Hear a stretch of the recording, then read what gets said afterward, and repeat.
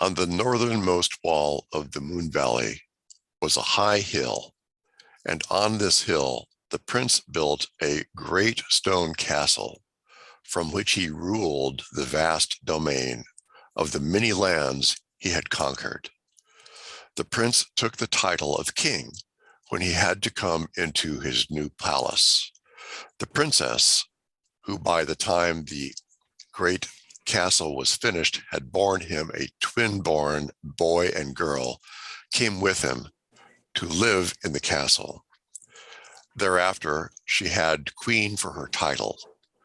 Then something happened to the princess. The thing that happened is not easy in the telling. Her former title had been hers solely by reason of her beauty and the radiance of her woman's love. The ceremonious alchemy of changing titles seemed nothing more than a meaningless play of words.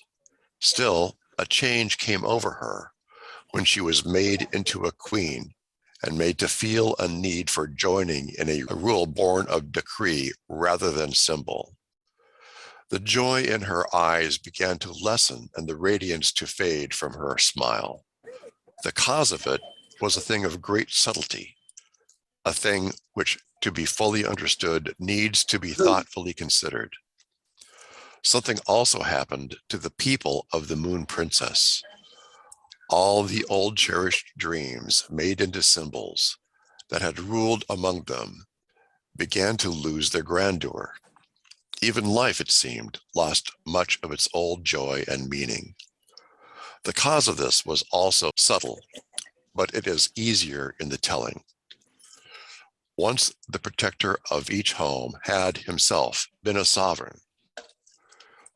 As such, he had known joy in the hospitality around his hearthfire and that hearthfire's glory of a woman's love and children's laughter.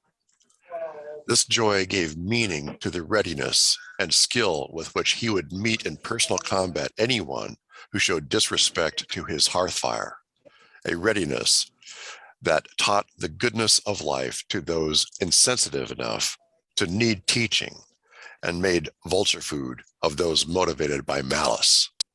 But in respect to a great prince who could be considerate of a strange people and love their moon princess, these men gave up their sovereignty to become soldiers in the king's arms. Then personal combat ceased to be revered because it was service to what was good and beautiful. Personal combat, even as valor in massed battle, became a thing only of skill at arms and of stark bravery, degenerated into braggadocio. The ways of the men in the Valley of the Moon were strange to the king, and he could not understand their unhappiness.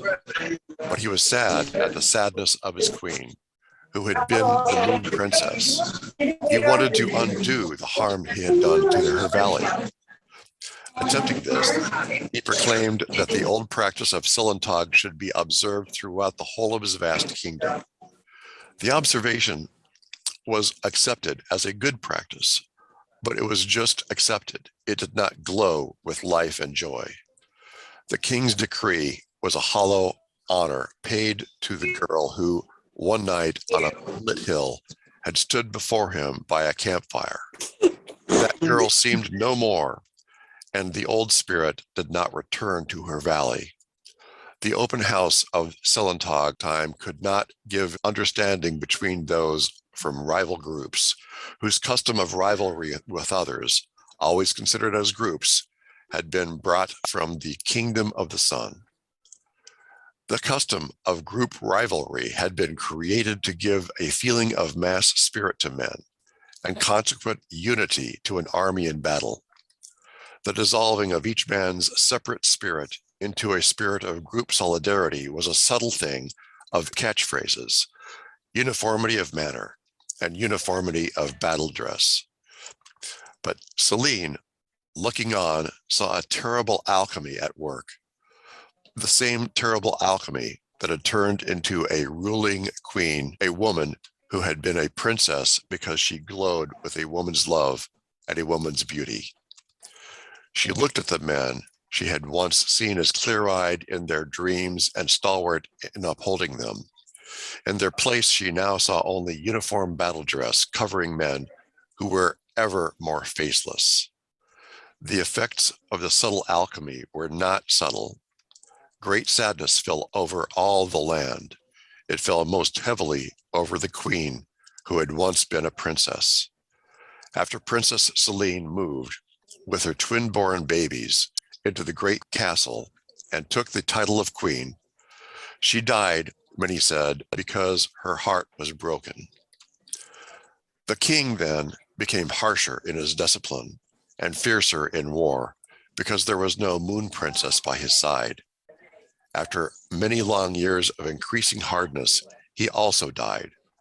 It seemed he died of festering wounds received in battle, but there were many who said a less heavy heart could have survived 100 such wounds as those that seemed to kill him.